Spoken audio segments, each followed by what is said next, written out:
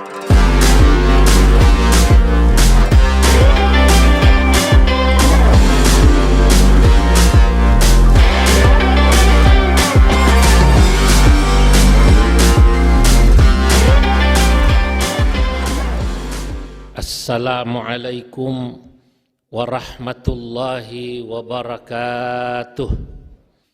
Allahumma arzuqna al-ma'arif ar-rabbaniyah wal lataif ar-rahmaniyah wal ulum al-ladunniyah wa ballighna rutbatal ihsan wa wihdatal syuhud, amma ba'du.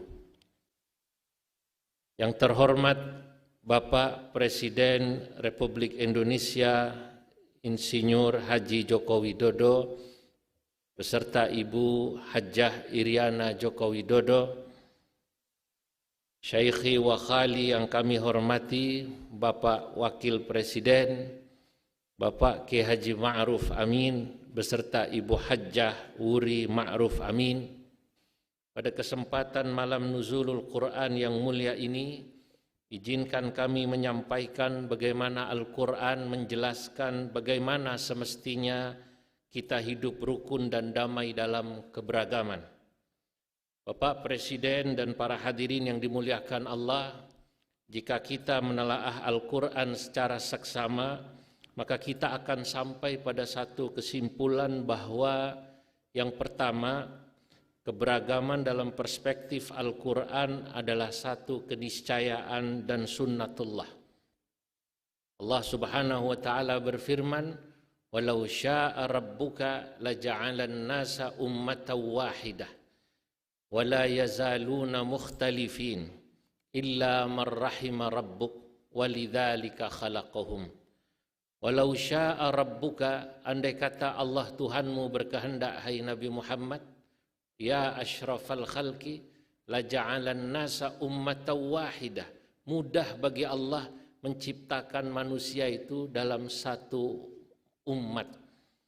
Kalau perlu Islam semua, kalau perlu Arab semua, kalau perlu Jawa semua, ormasnya kalau perlu NU semua atau Muhammadiyah semua, tapi tidak. Wala yazaluna mukhtalifin. Allah ternyata berkehendak menciptakan kalian beragam. Jika kita datang ke Sumatera Barat, di Sumatera Barat mayoritas saudara kita di sana Muhammadiyah. Jika kita ke Jawa Tengah, Jawa Timur mayoritas NU. Saking kuatnya NU di Jawa Timur, gubernurnya NU, bupatinya NU, wali kotanya NU. Kata sebagian kiai bahkan di terminal Bungurasih saking kuatnya NU itu copetnya saja NU, saudara-saudara. Ini. Hadirin yang dimuliakan Allah, inilah kehendak Allah. Kita diciptakan beragam. Yang kedua, manusia juga diciptakan Allah beragam itu katanya untuk saling mengenal. Ya ayyuhalladzina ya ayyuhan nas inna khalaqnakum min dzakari wa untha wa ja'alnakum syu'uban wa qabaila lita'arafu. Dan yang ketiga, Allah Subhanahu wa taala, kalau kita merenungi firman-firmannya, kita pada satu kesimpulan, memang manusia fitrahnya diciptakan berpasangan dan beragam agar hidup rukun dan damai. Karena manusia sejatinya satu sama lain saling membutuhkan. Kita yang berbeda agama ternyata saling membutuhkan, apalagi hanya berbeda ormas. Seorang penyair Arab terkenal bernama Al-Ma'ri mengatakan, "An-nasu lin-nasi min badwin wa min wahadiratin ba'dun li ba'din wa illam yash'uru khadamu." Manusia itu satu sama lain saling membutuhkan, apakah dia yang dari desa maupun dari kota, walaupun seringkali manusia tidak menyadarinya. Seorang ulama tafsir terkemuka bernama Imam At-Tahir Ibnu Ashur dalam tafsirnya At-Tahrir wa Tanwir berkata, manusia akan hidup rukun dan damai jika dia atau mereka dijaga dari permusuhan dan kebencian. Betapapun mereka berbeda. Dan jika manusia sudah dijaga dari kebencian dan permusuhan, kata Imam Tahir Ibnu Ashur, itu maknanya mereka mendapatkan rahmat dari Allah. Inilah makna dari firman Allah, illa marrahima rabbuk. Rahmat Allah itu penting. Dunia ini, hadirin yang dimuliakan Allah, akan penuh keindahan jika rahmat Allah sudah sampai kepada kita. Saya ingin menyampaikan sebuah syair dalam Bahar Basit, betapa indahnya dunia jika dipenuhi dengan rahmat Allah dan kasih sayang walaupun kita berbeda. Ma'a'taral kauna basman sifhu bil hikami khayyata farqan bainal anami bin nazami wal khulfu la ya'lu in na'dhir wa nabtasimi fanuqtatul wahyi fil hayati birrahami. Dalam syair ini saya ingin menjelaskan bahwa dunia ini indah dan dipenuhi dengan senyuman jika kita mau merajut, menjahit perbedaan kita dengan penuh kasih sayang. Karena fanuqtatul wahyi fil hayati birrahami, inti daripada wahyu dan firman Allah adalah kasih sayang. Sama seperti inti kenapa Nabi Muhammad sallallahu alaihi wasallam diutus juga adalah karena kasih sayang. Bapak Presiden, para hadirin dan hadirat yang dimuliakan Allah. Tapi kasih sayang Allah ini tidak bisa kita hanya menunggunya datang. Dia harus kita raih dengan banyak membangun jembatan-jembatan sosial, yakni silaturahim dan dialog. Memperbanyak silaturahim, dialog, inilah salah satu cara kita menjemput rahmat Allah. Karena seringkali kurangnya silaturahim, inilah yang membuat kemudian keberagaman kita menjadi penghalang kita saling menyayangi. Guru daripada Jalaluddin Ar-Rumi bernama Syekh Syamsuddin At-Tibrizi dalam Al-Qawaidul Ishqil Arba'un, 40 kaedah cinta, dia mengatakan, yambutu mu'zamu masyakilil alam min akhta' lughawiyah. Ternyata tumbuhnya kemuskilan-kemuskilan di dunia ini yang terbanyak min akhta' lughawiyah. Karena kita seringkali salah memahami ucapan dan bahasa orang yang berbeda dengan kita. Padahal jika kita bertemu, berdialog, maka di sana akan tumbuh kasih sayang di antara kita. Apalah lagi jika kita ingin mencoba memahami orang yang berbeda dari kita dengan banyak membaca dan mendengar apa alasan mereka berbeda. Alangkah indahnya nasihat seorang ulama besar dari Makkah bernama Sayyid Muhammad Alawi Al-Maliki, gurunya para ulama Indonesia pada masanya. Beliau mengatakan, ar-rajulu idza tasa'a ilmuhu ittasa'a sadruhu. Manusia itu, kata Sayyid Muhammad, idza tasa'a ilmuhu, jika ilmunya luas, jika wawasannya luas, jika literasinya banyak, ittasa'a sadruhu, maka akan luas hatinya. Maka dia akan bijaksana. Dan jika dia sudah bijaksana, wa qalla inkaruhu 'alan nas, orang yang banyak ilmunya, banyak bacaannya, sedikit sekali dia akan ingkar kepada orang yang berbeda dengannya. Dalam bahasa lain saya ingin mengatakan, kullamazdadal mar'u minal ilmi kullamazdada minal wasatiyah. Seseorang setiap kali ilmunya bertambah, kullamazdada minal wasatiyah, maka moderasi beragamanya akan bertambah. Wa kullama fabiqadri naqsihi minal ilmi biqadri bu'dihi 'anil wasatiyah. Sebaliknya, orang semakin sedikit dan kurang ilmunya, maka moderasi beragamanya akan berkurang. Kita harus banyak menyontoh para ulama-ulama kita. Kami yang dibesarkan di pesantren sangat bersyukur mendapatkan ilmu langsung daripada ulama yang ilmunya bahrun bila sahil, laksana laut tanpa tepi. Kami tak bisa melupakan bagaimana bijaksananya seorang ulama yang tinggal di kota Rembang, bernama Kiai Bishri Mustafa. Beliau tinggal di kota Rembang. Dari kota Rembang ke timur ada satu kecamatan bernama Lasem. Banyak saudara-saudara beretnis Tionghoa tinggal di kota Lasem. Tapi Kiai Bishri Mustafa ini karena keluasan ilmunya, beliau bisa hidup rukun dengan orang yang berbeda agama tanpa mengorbankan akidahnya. Beragama dengan tetap memegang teguh nilai-nilai kemanusiaan.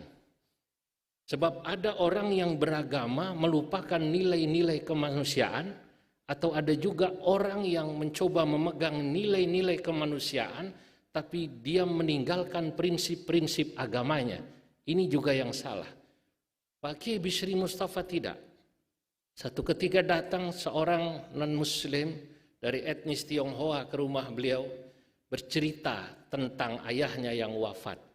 Pak Kiai, alangkah gembiranya saya jika Pak Kiai berkenan datang ke rumah saya, apalagi sembahyang di rumah saya. Pak Kiai Bishri Mustafa dengan keluasan ilmunya menjawab, baik, sebut saja namanya Acong, baik Cong, saya datang, saya akan sembahyang. Saudara-saudara para hadirin yang dimuliakan Allah, bayangkan jika Pak Kiai ini bacaannya kurang luas, mungkin beliau akan menjawab, tidak bisa, kamu beda agama dengan saya, lakum dinukum waliyadin. Tapi beliau tidak, beliau bilang saya akan datang. Karena beliau tahu bahwa bertakziah kepada orang yang berbeda agama tidak dilarang dalam agama kita. Bahkan dalam kitab-kitab fikih disunnahkan. Dan beliau datang bersama beberapa santrinya. Pak Kiai mengajak beberapa santrinya. Kemudian ketika sampai di tempat saudara yang non-muslim dari keturunan etnis Tionghoa ini, Pak Kiai bertanya, di mana saya boleh sembahyang? Lalu ditunjukkan satu tempat, Pak Kiai Bishri Mustafa lalu sembahyang di sana. Bukan sembahyang jenazah, bukan salat jenazah, tapi beliau pada saat itu salat zuhur berjamaah dengan santrinya. Tapi dengan demikian saja, hadirin yang dimuliakan Allah, saudaranya non-muslim merasa gembira karena mereka merasa dihormati. Inilah contoh bagaimana seseorang ketika semakin luas ilmunya, dia bisa hidup berdampingan tanpa harus memusuhi. Kami juga tak bisa melupakan bagaimana nasihatnya Kiai Sahal Mahfud, guru kami di pesantren. Pada saat beliau ditanya oleh muridnya, bolehkah kami membaca buku-buku, kitab-kitab yang ditulis oleh Al-Imam Ibnu Taimiyah. Imam Ibnu Taimiyah di kalangan pesantren, di kalangan NU tentu santri tahu, seringkali mengkritik tradisi-tradisi pesantren, terutama ziarah kubur atau tawassul atau tabarrukan dengan orang-orang saleh. Jika Kiai Sahal Mahfud cara berfikirnya tidak luas, tidak moderat, pasti beliau akan mengatakan jangan kalian baca. Tapi Kiai Sahal Mahfud mengatakan la mani'. Kenapa tidak? Khudh ma safa wada' ma kadar. Ambil yang jernih, bacalah. Kenapa? Sekali lagi dengan banyak membaca, dengan wawasan yang luas, karena bersilaturahim bisa dengan fisik, bisa juga dengan membaca apa-apa yang mereka tulis akan membuat kita saling menghargai. Al-Fakir, saya pribadi memiliki banyak pengalaman, alhamdulillah, dengan silaturahim ini bisa kumpul hidup rukun dengan saudara-saudara kami, baik yang berbeda agama atau satu agama berbeda ormas. Saya dibesarkan dalam tradisi NU, tapi lebih dari 17 tahun saya mengajar di masjid-masjid Muhammadiyah. Pertama kali diminta mengajar di Masjid Muhammadiyah, saya bertanya kepada saudara saya, pengurus Masjid Muhammadiyah. Karena di masjid itu jelas sekali prasastinya ditulis yang meresmikan Profesor Dr. Amin Rais, Ketua Umum Pengurus Muhammadiyah atau Ketua PP Muhammadiyah. Saya bertanya, kenapa Bapak mengundang saya mengajar di tempat ini? Apa Bapak tidak tahu siapa saya, latar belakang saya? Pengurus masjid itu bernama Haji Sofyan menjawab, kami tahu Pak Kiai kalau Pak Kiai ini orang NU. Saya bilang, tahu dari mana saya orang NU? Kelihatan dari sarungnya, katanya gitu. Nah, saya bertanya waktu itu, kenapa Bapak pengurus Muhammadiyah, masjidnya Muhammadiyah mengundang saya sebagai orang NU di Masjid Muhammadiyah? Jawabannya sederhana dan luar biasa. Begini Pak Kiai, kami mengundang Pak Kiai sebagai tokoh NU mengajar di Masjid Muhammadiyah agar Pak Kiai menjelaskan apa dalil-dalil dari amalan-amalan yang selama ini dilaksanakan oleh orang NU. Ziarah kubur, tawassul, haul, dan lain-lain. Agar apa? Agar nanti orang Muhammadiyah tidak mudah menganggap NU sesat. Sebab boleh jadi jika yang mengajar orang Muhammadiyah, Ustadz Muhammadiyah, boleh jadi nanti orang Muhammadiyah taunya NU sesat. Dengan Bapak mengajar di sini, beritahu amalan NU ada dalilnya, insya Allah orang Muhammadiyah akan kemudian semakin faham. Semenjak itu saya berpikir, jika semacam ini, maka mestinya di NU juga, santri-santri NU harus juga sesekali mengundang tokoh-tokoh Muhammadiyah atau membaca buku-buku ulama-ulama Muhammadiyah, baik Buya Hamka, Kiai Ahmad Dahlan, dan lain-lain. Karena sejatinya Kiai Ahmad Dahlan maupun Kiai Hasyim Asy'ari ternyata murid dari ulama besar Indonesia, yakni Syekh Nawawi Al-Bantani. Dalam kitab yang kebetulan kami tulis, Tuhfatul Qasi Waddani, menjelaskan tentang biografi Syekh Nawawi Al-Bantani, saya katakan Kiai Ahmad Dahlan, Kiai Hasyim Asy'ari, dua-duanya menyebarkan faham Ahlus Sunnah wal Jamaah, dan kedua-duanya murid Syekh Nawawi Al-Bantani. Saya katakan di sana, Muhammadiyatun bidahlanan tashar wa nahdhatun bihasyimin qad ishtahar. Muhammadiyah didirikan oleh murid Syekh Nawawi Al-Bantani bidahlana, bernama Syekh Ahmad Dahlan, intashara ay intashara far'uha, yang kemudian kita tahu cabangnya menyebar di mana-mana, sebagaimana wa nahdhatun, nahdhatul ulama bihasyimin, didirikan oleh Kiai Hasyim Asy'ari, ishtahara ay ishtahara situha, menjadi terkenal organisasi ini seantero dunia, dan kedua-duanya adalah murid dari seorang ulama besar. Hadirin, bagi orang yang alim, maka tidak akan ada pernah bagi mereka keberagaman, perbedaan itu menjadi sekat untuk hidup rukun dan damai.